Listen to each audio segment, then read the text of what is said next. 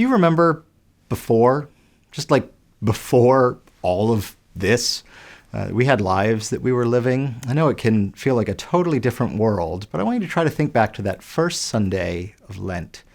We had started this exploration as a congregation, looking at the death and resurrection of Jesus, and the ways we as Christians talk about and think about and try to make sense of those pivotal events, recognizing there have been some distortions that have crept in that keep us from really appreciating the beauty and the power of what God was doing for the world through Jesus. And what I said at the beginning was that this conversation, this exploration might feel irrelevant. It might seem like talking about these somewhat abstract issues has no value.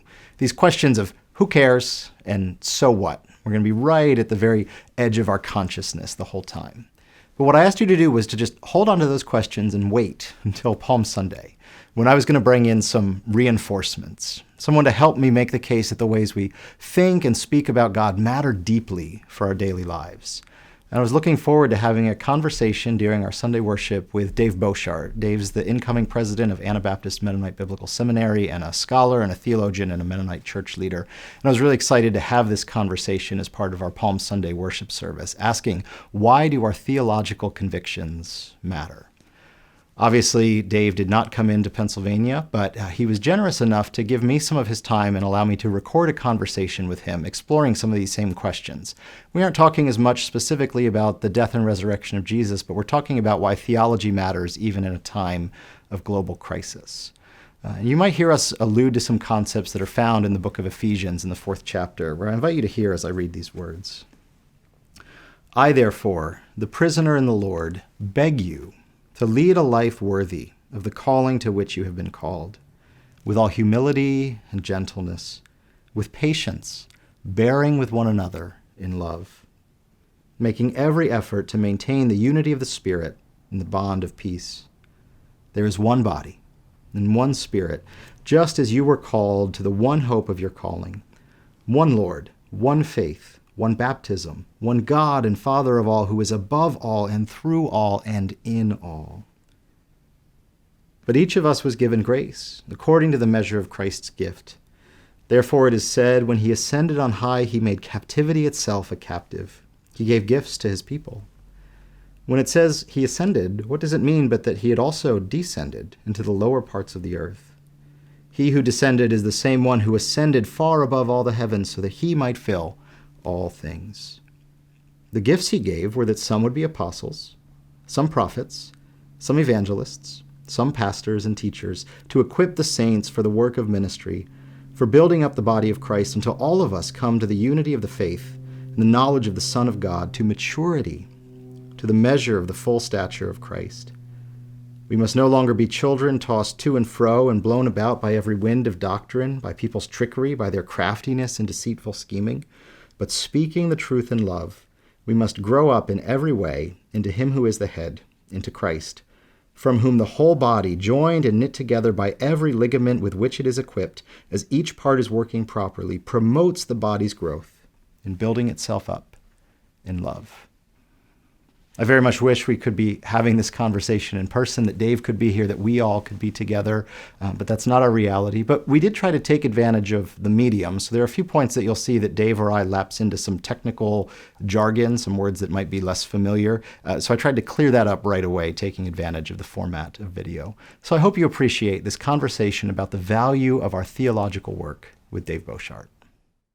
Well, Dave, thanks so much for making time in your schedule to chat with us. We were looking forward to hosting you in person, and we're disappointed that didn't work out, but we appreciate you taking the time. Well, thanks, John. I'm really happy to be with you all at Forest Hills, and do wish that I could be there in person, but we'll make this work for now. I'm glad we can connect in this way. So I think you and I first crossed paths when you were moderator of Mennonite Church USA, a term that just ended not that long ago. I don't think we learned to know each other well, but I think many people would describe you as a churchman. You're someone who has given your life to the church, and that is now continuing in this new role as president of Anabaptist Mennonite Biblical Seminary. So I'd just be curious to hear sort of how that sense of call and vocation came about in your life. Well, that's a good question. I began as a pastor about 33 years ago in a local congregation, and I've served 3 congregations.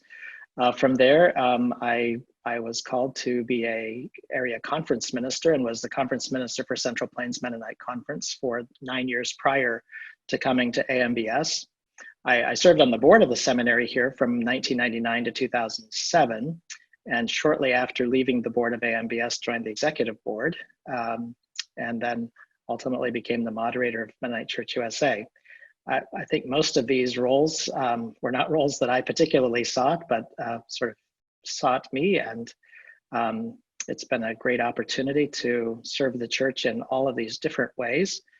But my heart still belongs to the local congregation, because I think that's where really important work that it happens. It's where people are working out their faith and life day to day. And so we're very grateful for pastors like you, John, who do that so well with your congregations. And I'm happy at this stage of my career to be leading an institution that is working to help form pastors for the church in the coming years. Someone on your staff had reached out to us saying you were going to be in the area for another event and asked if we would have opportunity to welcome you. And I was sort of in the midst of Lent worship planning at the time and was preparing to take the congregation on a maybe unwise voyage during our Sunday morning worship services through various ways that we try to make sense of the death and resurrection of Jesus. Sometimes we talk about this as atonement theory. And in processing this with sort of our worship planning group and others, one note of concern that I heard was that this might feel pretty abstract and heady to people. I don't think they used the word irrelevant, but I think my mind pretty quickly jumped to, well, wait, are they saying this is irrelevant? And I said, well, hey, here's an opportunity for someone who has given his life to the church and now is taking this season of life to prepare others to give their lives to the church, who has, I assume you have dived pretty deeply into some of these subjects that maybe a lot of your peers and friends might consider irrelevant. And so I thought maybe we have an opportunity here that we could dialogue a little bit. These things that those of us in ministry spend so much time thinking and reflecting and reading and writing about, that sometimes feel like they have very little relevance to folks who don't spend their lives in ministry. So I'm just curious how you have navigated that throughout your time. How have you sort of helped people understand the significance of the way we think about and speak about God? I suppose there is always the danger that theological reflection can take us into ivory tower and irrelevant kinds of places. And that's, I'd say, doing theology at its worst. And I hope what we're doing here at AMBS is to do theology at its best, and that is trying to help people or guide and form our leaders for the church who can help others think through their understandings about who God is and where God is in their life experience. I think that as Christians, we see things in a particular way because we believe in the life, death, and resurrection of Jesus, and that event has changed everything forever. We have an eschatological, that's a good theological word, an eschatological vision. That is, we see the world from the perspective of the end. We don't wonder how things will consummate at the end of time. We know how this ends. It ends with Jesus on the throne, bringing all things into unity, reconciling all things to God through his cross. And so we have this particular way of looking at things.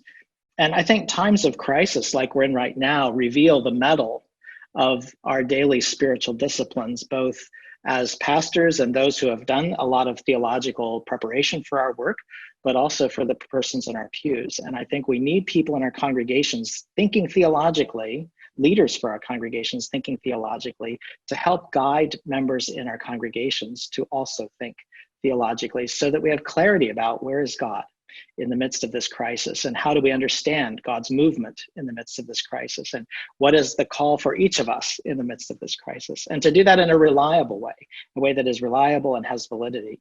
I think that's really critical.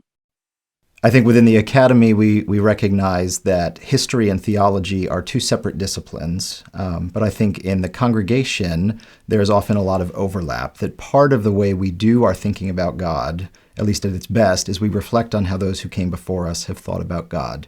And so I'm curious, as we've headed into this time of crisis, have you recognized echoes from other times of church life? And is there wisdom or insight that we might be able to gather from them? Wow, that's a really good question. I don't know if I was thinking that concretely about historical perspectives in terms of particular persons of the faith in the past. But I can say that there's a lot of evidence in our culture that Christians and agnostics, for that matter, who are thinking about God, aren't thinking about God very historically. That is because we are part of a tradition and we can look back to, especially I think, well, as we're a martyr tradition in the Mennonite church, we think back to those persons who started or who were early in this tradition that were willing to trust God with their very lives, knowing that it would lead to the end of their lives. So, how do we learn from that body of people who were willing to put everything at risk in order to trust in God, that their witness would bring forth fruit. And so, how do we think about that now as we are in this time of coronavirus? I suppose there would be an ahistorical way of thinking about it, where we sort of cut ourselves off from history and say, well, I'm just going to defy all the wisdom that's around me, and I'm just going to go out there and be everywhere in the world and not wash my hands and not listen to the counsel, because God will take care of me. Well, no, we have these examples of where God seemingly did not take care of these people who gave their lives over to being martyred. But in fact, they did so because they believed God would in fact take care of them. God would hold them. God would receive them for all eternity. And so I think that's one way in which having a historical understanding of how the people of God have lived by faith helps to inform how we live by faith in this current crisis. Yeah, and thinking about this particular historic moment, I've been struck by, I think I'm allowed to call it this, a fair amount of terrible theology that I've come across. So here in Pennsylvania, we have a state representative, represents a fairly rural area, and she brought a resolution to the floor of the state house, borrowing language from Abraham Lincoln's proclamation of a day of humiliation and fasting. And I was not familiar with this until I saw her version of it. But she lifts the language verbatim, but where Lincoln would have spoke about the Civil War, she speaks about the pandemic. And she has two sort of whereas clauses that both speak about the possibility or perhaps even likelihood that this is God's punishment upon us. And I was just so struck by how unhelpful that seems in times like this. And so I'm curious how you navigate those sorts of things when you come across folks who claim to be speaking for God, but are saying things that don't seem to reflect the God revealed in Jesus.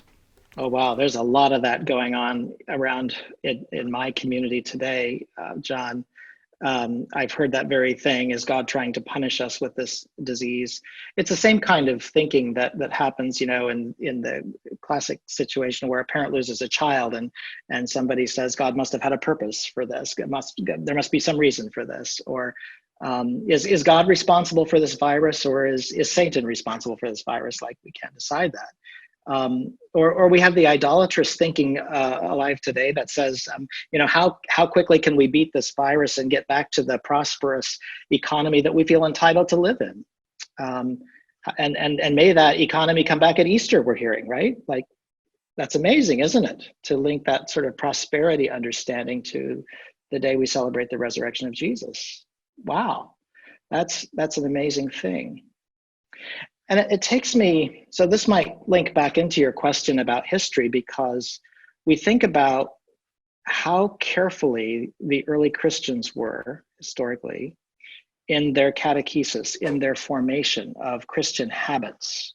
I think of Alan Kreider's book, The Patient Ferment of the Early Church, where people cultivated these spiritual practices that aligned them so closely to the heart of God that it started to form their habits in how they respond. Again, there's martyr tradition in that. Those who were thrown to the lions in the Colosseum and continued to bear witness to their faith out of habit rather than to live in fear.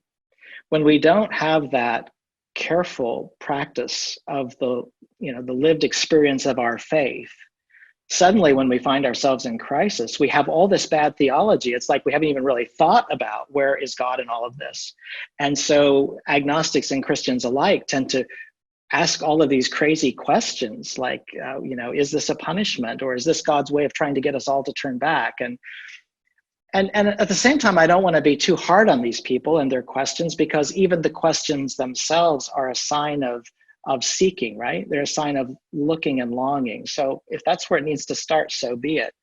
But people, when they're asking these questions and they're doing the seeking, they need guides. They need spiritual guides. One of the gifts of the monastic tradition, I think, is that every monk was sort of a spiritual director, if they had an outside witness anyway. And so we need these people who have been trained in theological thinking, who've been trained to be skilled interpreters of the Bible, who do have a very deep experience of their faith being lived out through the spiritual practices of prayer and Bible reading, who really do know the heart of God when they're facing these kinds of difficult crises like we're in right now. So I think we also want to examine sort of what's underneath these questions that people are asking. And one of the assumptions that I think is under many of the questions people ask in a time like this is that God is either the instigator of these bad things, or God is trying to evoke something by these things, these bad things that are happening. And I don't want to deny that God can discipline, God can punish. And if catastrophe turns people to God, well, so be it. That's probably a good thing, right? But when we're asking, or when these assumptions under our questions are sort of like the questions Job asks and Job's friend asks, why are you doing this to me, God? Why are you doing this to us, God? It puts God on the opposite side of the fence from us, doesn't it? And we say, and we're looking at God, and we're maybe even putting God on trial at some level, or we're trying to coax an answer from God. What an ironic thing that we would do that when, if we're careful in our study of the Bible, we see this God who from beginning to end is all about trying to get closer to us and trying to draw us closer. Why is our first impulse to put God on the other side of the fence so we can question God, instead of bringing God around to the same side of the fence? This one who became flesh and dwelled among us, this one who who came to show us God's love in its fullest, even to the point of what we're celebrating this coming week, death on the cross. And in dying out of that profound sense of love for the world, it changed everything. It could transform even death to life. It can transform this current crisis of coronavirus into something completely brand new. And if we're listening, if we're paying attention, if we're doing that theological work and the work of our spiritual disciplines to try to take in the whole picture of God and God's love for us. Yeah, in part, I think it's probably because of where my mind was at in sort of preparing for this Lenten series. But I've been thinking a fair amount about our theology of the cross and the difference that it makes if we sort of agree with I'll call it the Calvinistic tradition, although I know it predates that God is outside of Jesus punishing Jesus, or if we agree with the Pauline tradition that says God was in Christ reconciling the world to God's self. The difference that makes, that when we suffer, we don't look at God as outside of our suffering, invoking or causing it, but we try to understand how God is present in the midst of that suffering. Exactly. So one of the challenges I see is that formal study of theology gives us a rich tradition and a nuanced and carefully sort of filtered vocabulary. We throw around words like eschatology and atonement and hermeneutics that have very little bearing outside of the church world. And I think for some people who don't have the luxury of studying the way that some of us do, they presume that not knowing those terms or not being conversant with those debates makes them unqualified to do theological reflection or thinking. So how do you respond to that as someone who, runs an institution that's designed to give people the space to do that really in-depth hard work, while also knowing we serve churches full of people leading busy lives who want to be faithful to God, but may not always feel like they have the skill set or tools to engage in these sorts of conversations? Well, I think there's a place for the technical language of theology, it's a way of, in some ways, making shorthand so you don't have to use 50 words when you can use one when you're in the scholarly discourse. It also brings a level of precision when you're talking to people who are doing theology together, so that you know exactly what you're talking about. But unfortunately, there's an awful lot of I don't know what it is. If it's bad pedagogy, that is sort of bad teaching methods, or if it's someone needing to feed their own ego. Occasionally, that's the case, right? But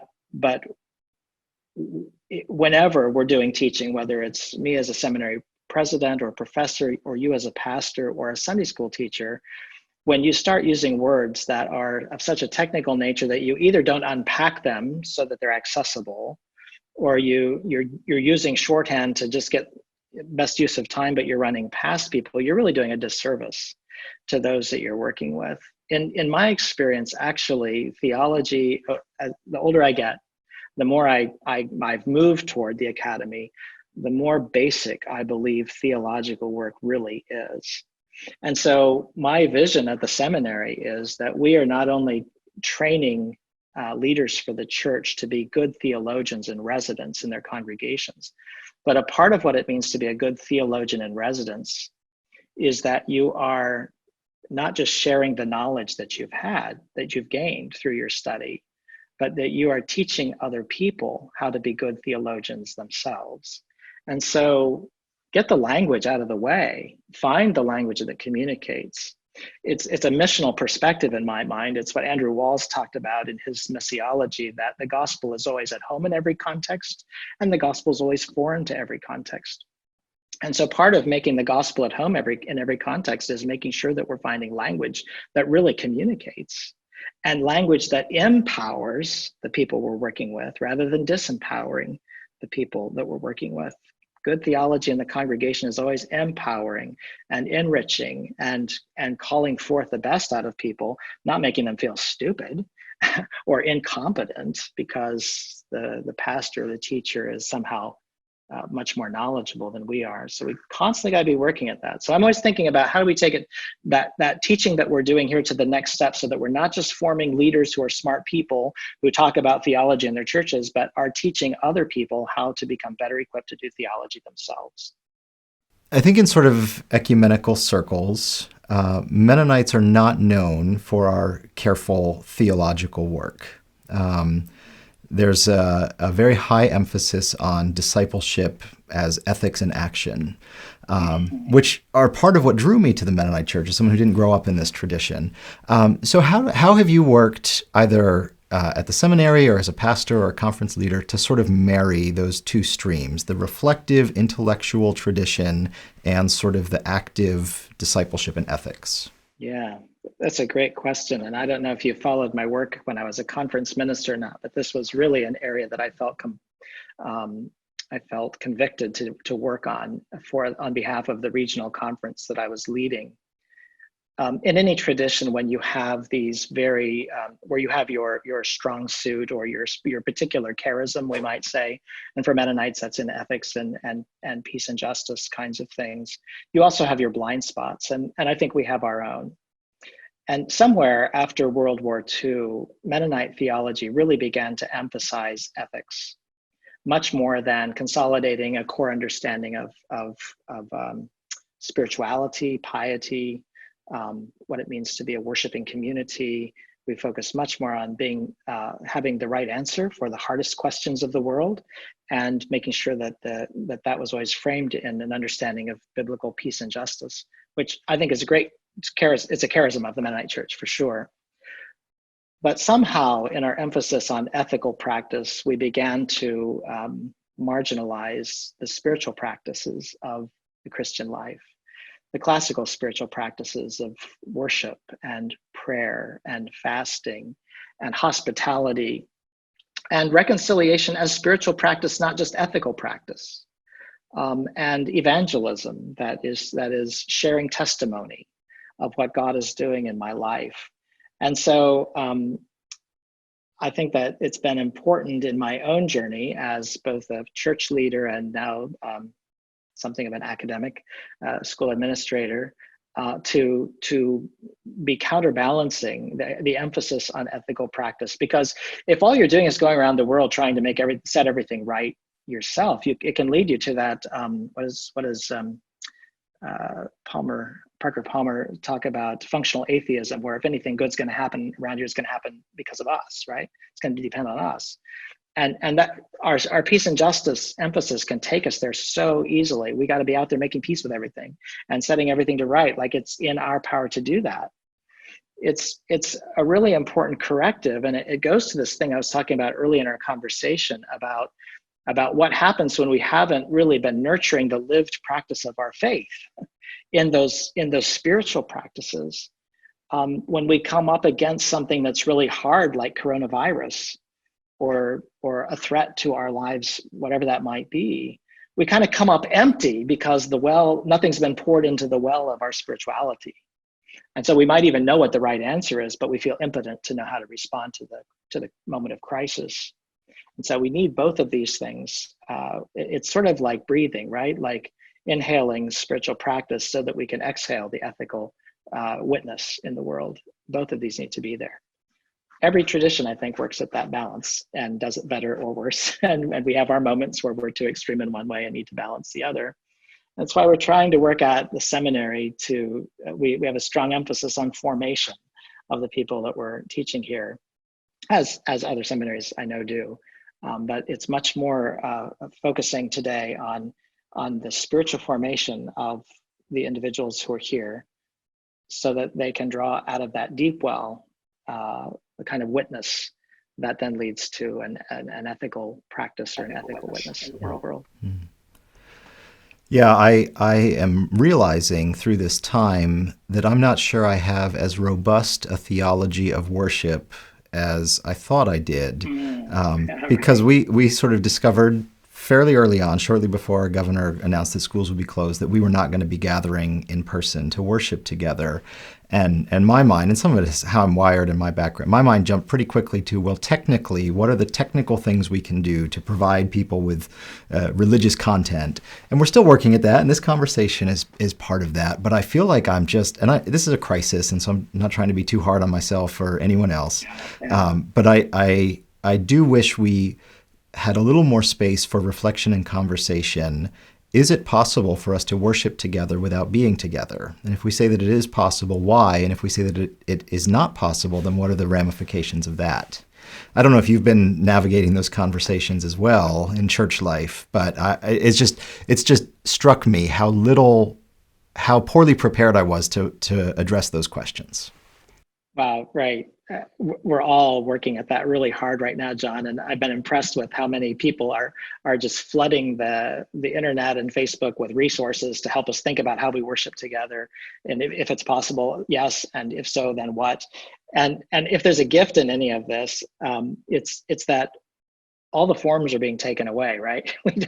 All the forms of worship are being taken away, and it's just forcing us to ask the question, what is at the heart of witness? What is the nature of witness in the Christian context? And then to start building from there when we cannot access the forms that we've become so reliant on. And I think it's good for us just to step back and reflect on that, right? And I'm a little concerned about the fire hose of resources that are being poured out upon us. Maybe it's just okay just to step back and not feel like we've got to fix this right now, lest somebody doesn't have their worship experience like they want it. But to reflect on, I mean, as someone in education now, I see this as a real opportunity to be curious. What can we learn when all the forms are taken away, and we think about how do we connect together corporately as a people of God when we can't be in the same place? That's a wonderful problem to think about. I'd just be curious to hear how you, as an academic or a school administrator now, How do you square, or maybe you can't square, how do you hold in tension the need for some members of a community to specialize in this sort of work, in theological work, with this core, at least stated, if not always practiced, core Anabaptist value of community hermeneutic, a priesthood of all believers, where the voice of God is best heard, so we claim, through the deliberation and discernment of a body. How do those two pieces fit together? Well, as you were saying, I think it's a tension that needs to be managed in congregations in the church. Um, I think we need to remember that the earliest uh, manifestations of the Anabaptist tradition, in the Schleitheim confession, there was a call for leaders and shepherds. There would be those in the church who would be authorized to provide guidance in a way that would keep the congregation together, help keep the congregation doing the work of the congregation, that is the communal discernment. But I think we've also at times become so democratized or valued democracy because of the contexts we're in the US that we don't want to honor the notion that there should be some persons who are equipped with special charisms or special gifts or special training to do the work of helping the congregation and be empowered for their work. I mean, I think it's true that communal spiritual discernment is the permanent vocation of the church. The church will always be doing spiritual communal discernment. We're doing that right now as we're trying to figure out how to live in the midst of this pandemic. But there have to be guides for that, right? It doesn't just, and so this idea that we just democratize our congregations so that we don't need to have any leaders. And I've known some congregations like that, right? Like that have tried to live under the illusion that they can be leaderless. Leaders always emerge. Leaders are always, identified consciously or not. And I think it's better if we're conscious about the leaders we're identifying and we're seeing that they're getting the training and the teaching that help them to be the most competent that they can be to build up the church. That's what Ephesians is telling us, right? There are these functions in the church of all kind of these 5 leadership functions, but they are all there to build up the church, to equip the church for ministry. So it's not just that person has specialized training and then does something to the congregation from the top down, but is always from the underneath trying to lift up and equip the body so that the body can be as faithful and prophetic as it can possibly be in its own context. So, one final question. One of the things I'm grieving during this season is, and I imagine you are as well as a school administrator, is the folks who are going to miss that sort of key milestone of commencement or graduation. It's just, breaks my heart. So if you were here in person and chatting with someone, whether it's a high school senior or someone younger, who's sort of thinking about their career paths, thinking about their options, and feels there might be some tug to service in the church, leadership in the church, theological study, but maybe they have some concerns, whether it's, can I make a real living in this? No, you can't. Let's just get that out of the way right now. Is this relevant? If I have gifts and I want to make a difference in the world, is this something I ought to invest my time in? How would you counsel someone like that? Well, I hope that every student you have graduating from high school or college in your congregation feels some tug to prepare themselves for service in the kingdom of God. And I mean formal preparation for that, because I don't think the times are getting any easier for us to discern what it means to be faithful in our context. So I hope that every young person in your congregation, as well as anywhere in the world, feels actually not a little tug, a strong tug to be prepared for ministry, whether that's a professional role in the church or whether that's a lay role in the church. We have a student at AMBS right now from Pennsylvania who is not planning to be a pastor. She's in the MDiv program, MDiv Connect program. So she lives in Philadelphia, but continues to do her studies at a distance. And she said to me recently, well, when I asked her about her plans for doing this work, she said, well, I'm a Sunday school teacher and I take my my formation as a Christian so seriously, and my role as a teacher in the congregation so seriously, that I feel I need this teaching in order to do the best work I can as a Sunday school teacher. Now that's amazing. That's amazing that she would invest in a Master of Divinity program to become a really good Sunday school teacher. She'll never get paid for that. More and more of us need to be thinking about the fact that whether or not we end up making a professional career out of pastoral ministry or church leadership, I think that's just an open question whether that will be the mainstream for many people going to seminary or not. Seminary doesn't exist to create pastors. Church leaders and pastors are created by congregations. They're called by congregations. We'll form and train and equip in all kinds of ways, in every way we can imagine as a seminary. But it's that work that's being done in the congregation where someone in your church is asking these people the question, how is God calling you? Where is God calling you? And so often it feels like that conversation is being reduced to, well, I'm going to go off and be one of these professions, fill in the blank. And why is, and we even have at our senior days on Sundays, we even have the students sort of reporting to the congregation and graduation, oh, here's what I'm going to go. I'm going to go be this X profession. And I'd love to see more of our young people coming to that day and saying, I'm going to prepare myself to be a child of God for the rest of my life and a follower of Jesus. And I just hope you as a congregation will support me in doing that, whatever it means. And to whatever extent seminary might be a part of that to help prepare them to be Sunday school teachers and pastors and youth leaders and chaplains and spiritual directors and mentors. I think that we all need to be discerning our call in that way and then preparing ourselves to equip the church for its ministry. I really appreciate you taking the time to talk, even in the midst of this sort of pandemic that we're facing. Is there anything else that you wanted to share that we didn't get a chance to talk about? I don't think so, John. I'm really grateful for the opportunity to connect in this way if I can't be there in person. And once we get past this and we can start connecting in person, I'd love to come to Forest Hills and be with you all in person.